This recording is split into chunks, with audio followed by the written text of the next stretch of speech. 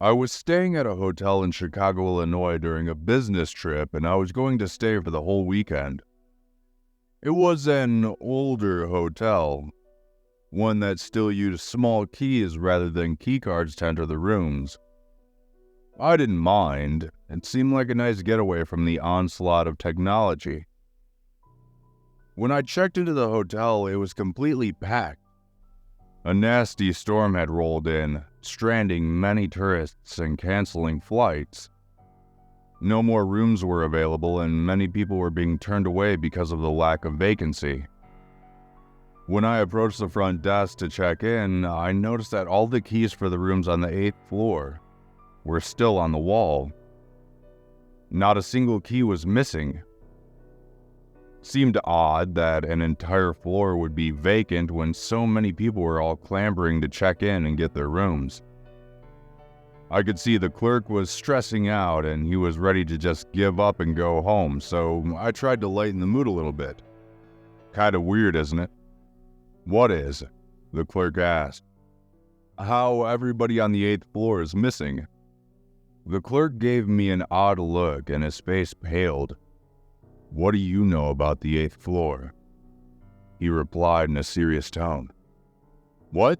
Oh, nothing, I answered honestly, a little embarrassed that my attempt to lighten the mood backfired. I just noticed that all the keys for the 8th floor were still behind the desk.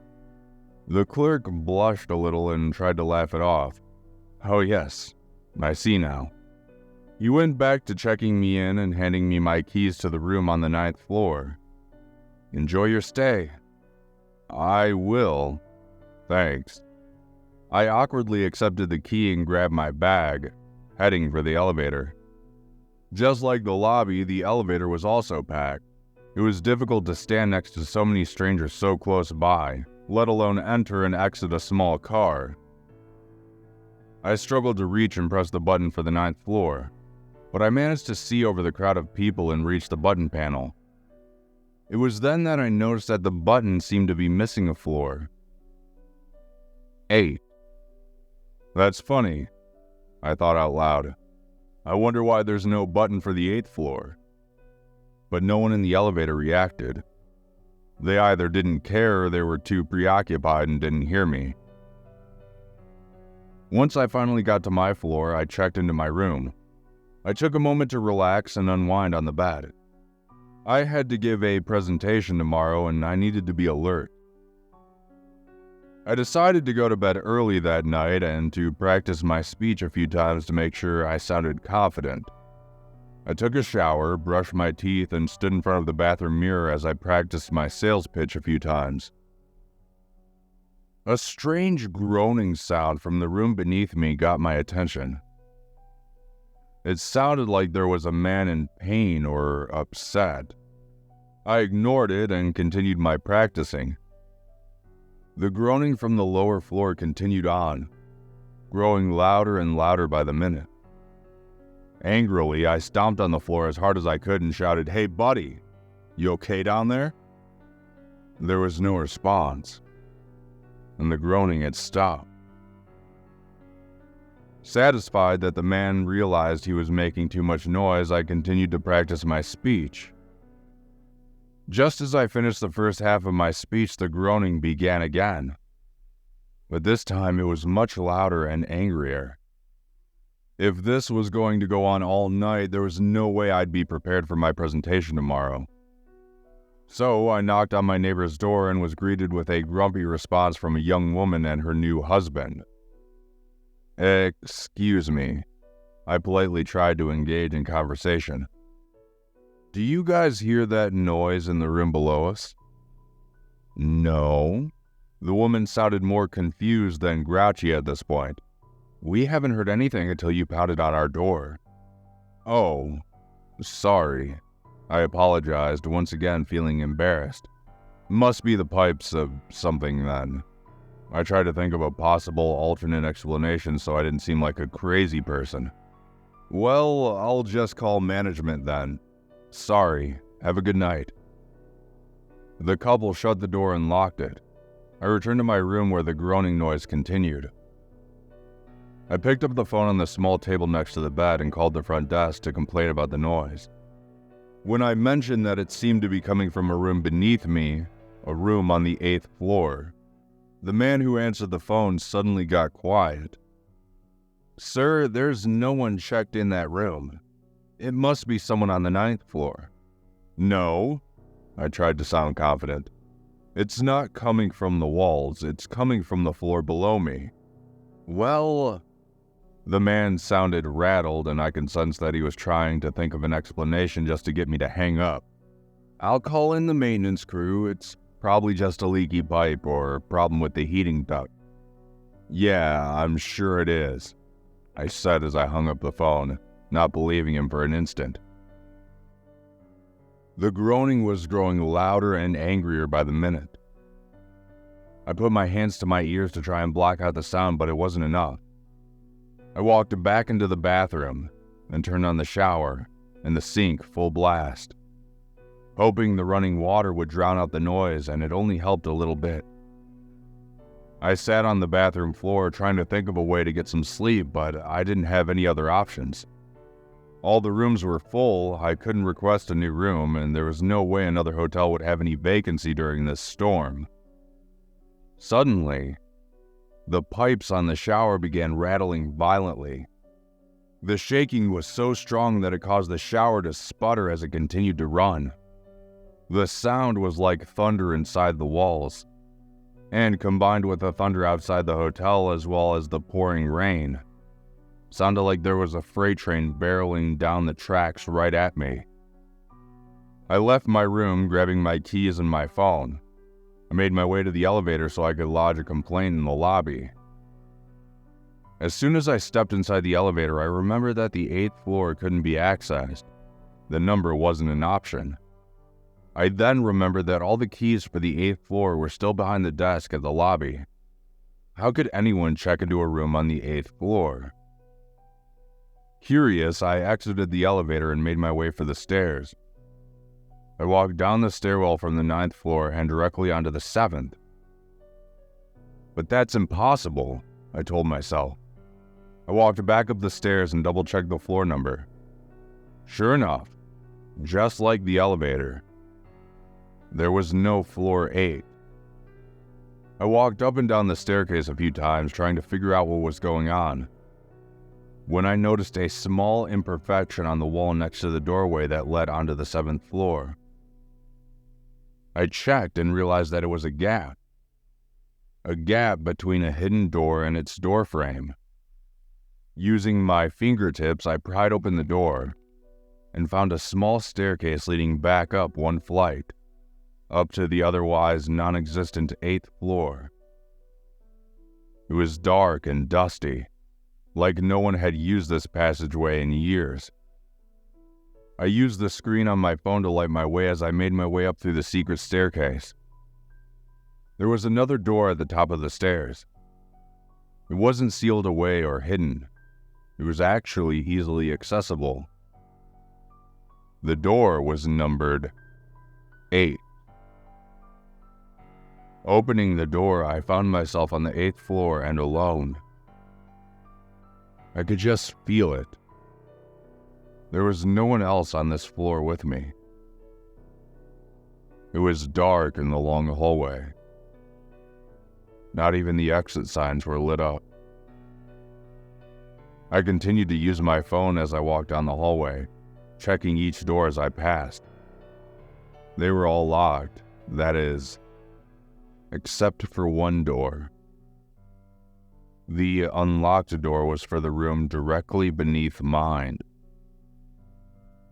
I knocked once, just trying to make sure no one was secretly checked into the room, but no one replied. I opened the door, still trying to figure out why this door was the only one unlocked, and found myself standing in a room that mirrored my own perfectly. The lights didn't work. I tried the switch a few times, but there was no power on this floor. I don't know what compelled me to call out, but I did. Hello? Is anyone in here? Nothing responded. I went over to the phone and picked it up, but the line was dead. The amount of dust and cobwebs told me that there was no one in this room, and no one had been for quite some time, but I still felt the need to look around. I opened the door to the bathroom and was taken aback by what I saw in the room. There was a bathtub in the room, unlike mine which had a shower, but the tub was full of water. The water was at the top of the tub, threatening to spill over at any moment. I stepped closer, still using my phone to light my way, when I noticed a dark figure in the tub. It looked like a man. A dead man. Shining my phone over the tub, and I stared down into the still water as if in a trance, trying to look at the dead man's face. As my senses slowly came back to me, the man's eyes opened and he looked directly at me. I fell back onto the floor, dropping my phone and losing my light.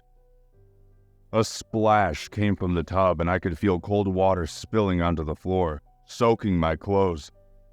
The sound of a heavy, wet footstep exited the tub. The second footstep was all the motivation I needed to get up and run. I bolted from my room, not caring about my phone or who the man was, and ran down the hall back through the door from whence I came. I ran down the stairs all the way down to the lobby and didn't stop until I collided with the front desk. Breathlessly, I tried to tell the clerk what I had seen and that we needed to call the police. The clerk, who looked scared, not so much because there was a dead body in the hotel, but more like he was afraid of getting fired, escorted me to the manager's office behind the desk. "Sir," the clerk tried to sound calm and reassuring. "What did you see exactly?" I told him what I had seen and what I had heard. I showed him the wet spots on my clothing where the tub's water splashed onto me. I didn't care if I got arrested for trespassing or causing a disturbance. I had to tell someone what had happened to me. The clerk listened intently to my story, not blinking, not looking away. When I finished, he got up and walked over to a large filing cabinet. He opened an unmarked drawer and began thumbing through an extensive collection of files. Pulling a file from the drawer, he opened it up and pulled out a very old newspaper article. "Is this the man you saw?" he asked as he handed me the article. I looked at the clipping and felt my stomach drop. It was him. That was the man. The clerk sat down across from me and smiled a little bit. "You're not the first to have seen him." That was not the reaction I was expecting. "Read the article," he said. The article told the story of a man who had gone away on business and returned home to discover that his pregnant wife had been cheating on him and that the baby wasn't his. Heartbroken and betrayed, the man checked into the hotel and never left his room. He was heard crying and wailing in heartbreak for 3 days before he finally stopped. When the maid entered his room to clean, she found his body in the bathtub. He had taken his own life, drowning himself after ingesting many sleeping pills. Is this why you won't let anyone check in on the 8th floor? Because of him?" I asked, feeling more at ease knowing that I wasn't crazy. "No," the clerk admitted. "He's only one of the reasons we don't let anyone check in on the 8th floor." "What do you mean?" The clerk just smirked again. "See that filing cabinet?" "Yeah." "And that unmarked drawer at the bottom?" "Yes," I answered again. "What of it?" "That drawer contains every reason we don't let anyone check in on the 8th floor. Ever since this hotel opened in 1873, we've had people die in very unusual ways. Always on the 8th floor." "That's strange," I commented, feeling a little queasy. What's stranger is the fact that no two deaths were the same, and no two deaths ever took place in the same room. Each room on the 8th floor has housed a tragic death, and each room has been reportedly haunted by the dead. Hearing this sent a shiver up my spine. What? How? Are you trying to tell me the 8th floor is cursed? Anyone who checks into a room is going to die or be haunted. The clerk simply bowed his head. It's not just the rooms that have seen death. Maintenance workers have died attempting simple repairs.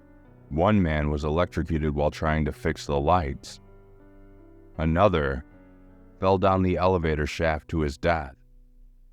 A maid was found dead, hanging by her neck at the end of the hallway. I sat transfixed in fear at the story the clerk had just told me, and I didn't know what to believe. But shouldn't we call the police? I saw a body. Everyone does. The clerk explained.